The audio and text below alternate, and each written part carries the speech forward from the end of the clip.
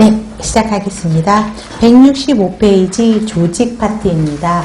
자, 조직 파트는 제가 첫 시간에도 이야기를 했지만 외워야 될 양이 굉장히 많아요.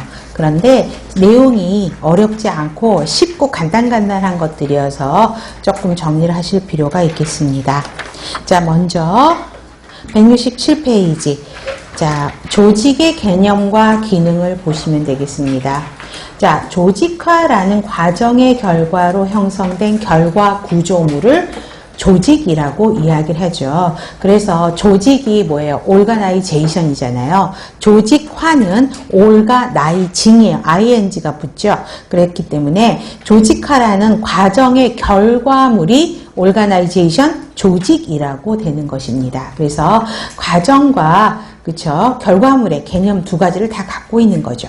그래서 다음에 목적을 달성하기 위해서 조직도 하는 거죠. 기획도 목표 달성하기 위해서, 조직도 목표 달성하기 위해서 하는 거고요. 근데 조직은 누군가가 만든 거죠. 인공적으로. 그래서 인공적이다. 목적을 달성하기 거기 때문에 목적 지향적인 구조 배열이고 관리의 과정이자 도구라고 합니다.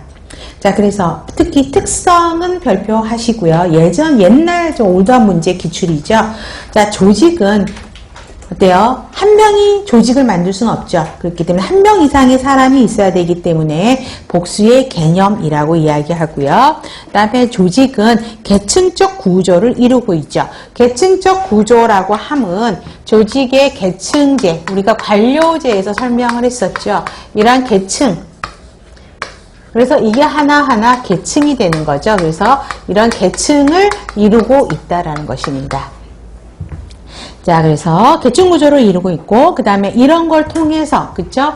지시, 명령하게 되고, 아랫사람은 윗사람들한테 복종하는 그러한 구조물로 이루어져 있죠. 그 다음에 환경과 조직은 어때요? 개방 체계로 연결이 되죠. 그래서 상호작용하는 것이기 때문에 동태적인 성격을 갖고 있고, 조직이, 그렇기 때문에 조직의 모습은 환경의 영향을 많이 받게 되죠. 목적, 사명이 있어요. 이거 어디서 만드는 거죠? 기획에서 만드는 거죠. 만들어서 그걸 달성하기 위한 법칙이나 규율을 갖고 있고요. 수명이 있어요. 그래서 조직의 목적을 달성하기 위해서 어떤 수명을 갖고 일을 하는데 목적이 달성이 되면 조직은 해체가 될 수밖에 없죠. 보시면 되겠고, 그 다음에 나머지는 흐름으로 보셔도 됩니다. 다음에 조직화, organizing에 대한 거죠. 개념을 보시면, 자, 조직의 어떤 틀을 만들어가는 역동적인 과정을 organizing이라고 이야기하죠. 특히 3번 별표, 자, 조직이 막 혼돈이 와요. 그러면, 자, 혼돈된 상황에 어떤 틀을, 프레임워크를 하나 딱 주게 되니까 어떤 조직적인 틀을 부여하기 때문에 질서가 부여가 되죠. 그래서 구성원의 행위를 어떻게 구성원들이 행동할 것인가를 예측할 수 있도록 만드는 과정이 organizing이라고 이야기합니다. 자, 그래서 조직을 형성하는 과정으로 조직화에, 그죠? organizing의 결과로 organization, 조직이 만들어진다. 흐름으로 보시면 되겠고요. 그 다음에 과정, 순서를 좀 기억하셔야 되겠죠. 그래서 그 박스만 기억하시면 되겠죠. 활동의 확인을 분류하고, 그 다음에 분업을 해서 부서들을 편성하고, 그 다음에 조정을 하게 되죠. 그 다음에 피드백하는 과정을 거친다라고 그냥 간단하게 보시면 되겠고요. 그 다음에 3번, 조직화의 원리입니다. 조직화의 원리는 굉장히 중요해요. 그래서 그 각각의 개념, 그 다음에 특징 등을 정리하실 필요가 있고요. 또 여기에서 가장 싫어하실 수 있는 장단점들을 섞어놓고 문제들이 나오게 됩니다. 그래서 조직화의 원리가 계층제 원리, 명령 통일의 원리, 통솔 범위의 원리, 분업 전문화의 원리, 조정의 원리 5가지는 항상 나오는 문제고요. 이게 돌아가면서 문제가 나오죠. 근데 6번 보세요. 책임과 권한의 원리는 책마다 다르게 써 있어요. 5개까지는 기본으로 책들에 다 써 있고요. 그 다음에 책임과 권한의 원리는 어떤 책에는 있고 어떤 책에는 없어요. 그래서 중요하진 않지만 혹시 닭가쟁이라도 이거 들어가면 맞는 문장으로 보셔도 된다고요. 중요하게 5개는 그냥 다 외운다라고 보시면 됩니다. 자, 먼저 계층제의 원리입니다. 자, 계층제의 원리는 17년도 12월 지방, 19년도 6월 서울시 문제 계속 돌아가면서 문제가 나오니까 머스트로 간다고 생각하시면 되고요. 의의에서 기역번, 니읍번 별표하세요. 머스트입니다. 그래서 가장 쉽게는 자, 기역번, 니읍번의 문장을 주면서 조직화의 원리에 어떤 원칙이 속하냐, 이게 시험 문제거든요. 자, 계층을 이루라고요.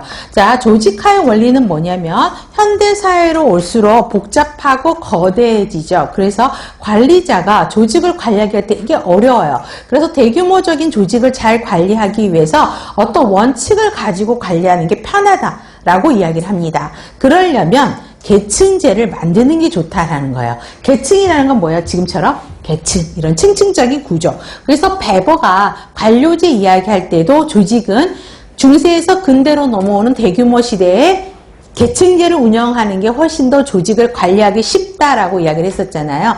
여기도 마찬가지입니다. 계층, 이런 층을 만드는 게 좋다라는 거죠. 그래서 그 기역번, 니은번이 항상 시험 문제에 나오고요. 자, 또 그나마 문제 항상 들어가는 게 뭐냐면 권한, 책임, 의무 이런 멘트들이 들어갑니다. 그래서 권한, 책임, 의무에 따라서 층별로 분류해서 그룹으로 나누게 되죠. 그 다음에 그 층 간에 권한, 책임을 배분하고 그 다음에 여기서 보세요. 이 사람들이 명령을 내리게 되죠. 명령 통일, 지휘할 수 있는 관리. 그래서 이거는 수평적인 게 아니라 수직적인 조직 체계죠. 그래서 수직적 동그라미 하셔야 되겠죠. 수직적 분담 체계고요. 그 다음에 직무를 그렇죠? 책임과 난이도에 따라요. 이 말이 뭐냐면 간호부장의 책임, 간호부장이 해야 되는 일, 그다음 간호과장의 책임, 간호과장이 해야 되는 일 이런 것들에 따라서 등급화 시켰죠. 그래서 간호부장, 간호차장, 간호과장, 수간호사 이렇게 나누는 거죠. 등급화해서 그런 층 간의 명령과 복종 관계를 적용하는 조직 원리, 계층제 원리고요. 그래서 기억이 가장 시험 문제 제일 많이 나온 문항이에요. 실제 기출 문항이기도 하고요. 그러면 그 옆에다가 하나만 더 써놓으세요. 수직적 계층 분화에 따른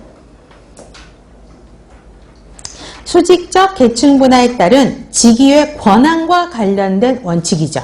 수직적 계층이라고 하면 이렇게 세로로 되는 거죠. 계층, 그죠? 계층이 이렇게 세분화된 거죠. 계층 분화에 따라서 권한이 달라지게 되죠. 그래서 권한과 관련된 원칙. 또한 못 쓰셨나요? 수직적 계층 분화에 따른 직위의 권한과 관련된 원칙. 또 하나 쓰시고 권한과 책임에 따른 직무의 등급화. 자, 이런 말들이 들어가죠. 권한과 책임에 따른 직무의 등급화. 자, 그러면 장점을 보면 장점에 공통으로 들어가는 말이 뭘까요? 그렇죠. 통로요. 그래서 제가 통로가 다 들어가 있어요. 그랬더니 실제 시험 문제에서 어떻게 나왔어요? 그때만 해도 오지선다였거든요. 오지선다가 다 통로였거든요. 근데 이제 말도 안 되는 통로가 있긴 했는데, 자, 의사결정의 책임이요. 여기는 직관적 의사결정이기 때문에 누가 가져요? 최고관리자가 가죠. 그래서 의사결정 책임이 명확하죠. 그 다음에 명령 통일의 통로가 되죠. 최고관리자가 명령을 내면 이 라인, 이거 무슨 조직이에요? 조직, 나중에 또 공부하시겠지만. 그죠? 선으로 연결된 조직이죠. 그래서 이걸 라인 조직이라고 이야기를 하죠.